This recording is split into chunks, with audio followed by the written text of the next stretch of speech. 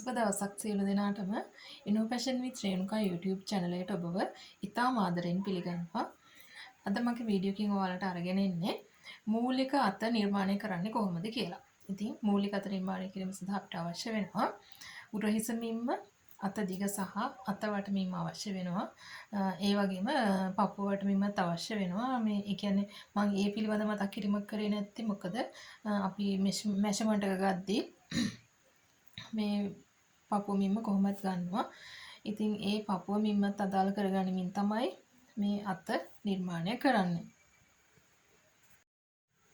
ඒ වගේම තමයි සමහරු කියන දෙයක් තමයි අතක් කපා ගත්තාම ඒ අත එක්ක මදි වෙනවා එක්ක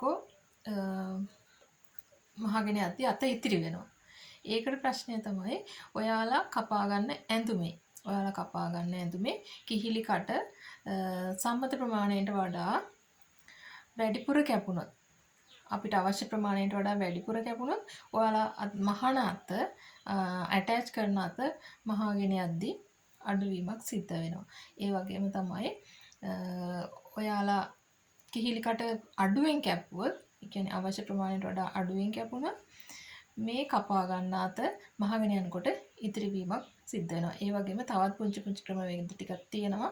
ඉතින් මම අත නිර්මාණයේදී ඒ ටික ඔයාලට කියලා දෙන්නම්. අනෙක් වැදගත් කාරණාව තමයි මූලික අත ඉගෙන ගත්තාම ඔයාලට ඕනෑම ස්ලීව් ඩිසයින් එකක් ඕනෑම අත්මෝස්තරයක් හදාගන්න පුළුවන්. අපි දැන් බලමු කොහොමද මේ මූලික අත නිර්මාණය කරන්න කියලා. උදාහරණයක් විදිහට ගමු අපි උරහිස අඟල් 14යි, අත දිග අඟල් 10යි, අත වට අඟල් 12යි.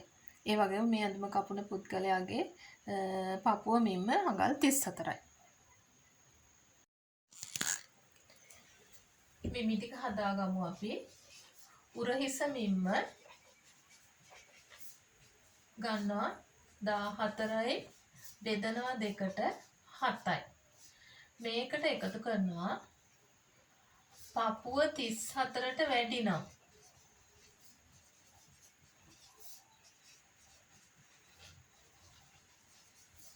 අඟලක් හෝ එකහමාරක් එකතු කරනවා. මම කිව්වා මෙයාගේ පපුව අඟල් 34යි කියලා. ඒ නිසා අඟලක් එකතු කරන්න 7යි 1යි 8යි. 34ට අඩු නම් අඟල් භාගයයි එකතු කරන්නේ. ඒ වගේම 36ට වගේ වැඩි නම් 36ට වැඩි නම් තමා අපි එකහමාරක් එකතු කරන්නේ.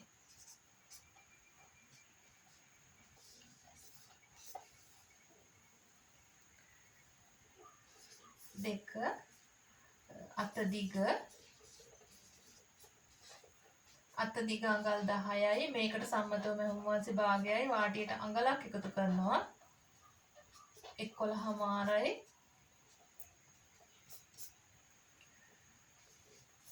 අත වට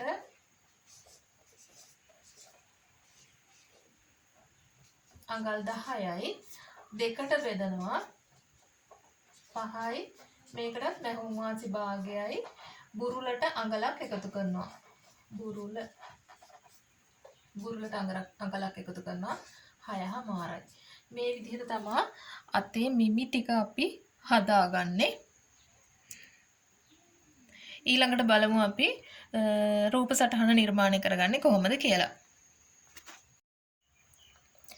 රෙදි කොටසක් අරගෙන උස පැත්ත දෙකට නවනවා, පළල පැත්ත නැවත දෙකට නවනවා. එතකොට අපිට පළු 4ක් එනවා. ඒකේ තියෙනවා මේ පැත්ත මේ විදිහට නැම්ම,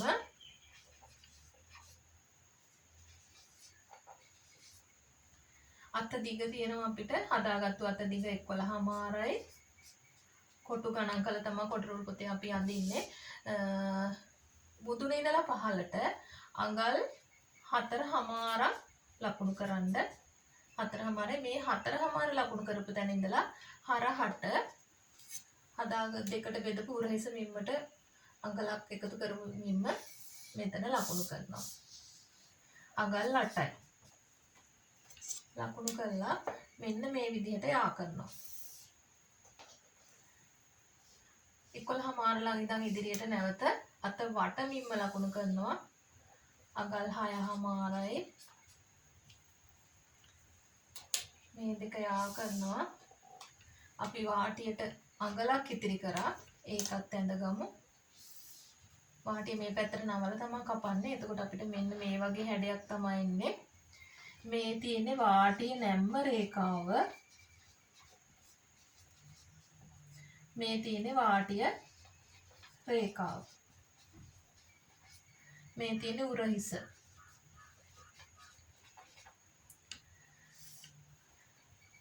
මෙතන මෙන්න මේ ඇල ඉරේ හරි මැද හොයනවා. නැවත මේ දෙක අතරෙත් මැද හොයනවා. මේ දෙක අතරෙත් මැද හොයනවා. මෙතන ඉඳන් උඩට නම් අඟල් භාගයයි. මෙතන ඉඳන් පහළට නම් අඟල් භාගයයි. ලකුණු කරලා මෙන්න මේ ආකාරයට යා කරනවා.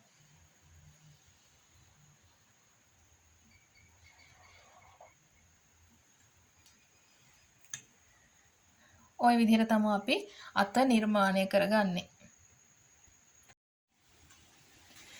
මෙතන තියෙනවා පළු 4ක්.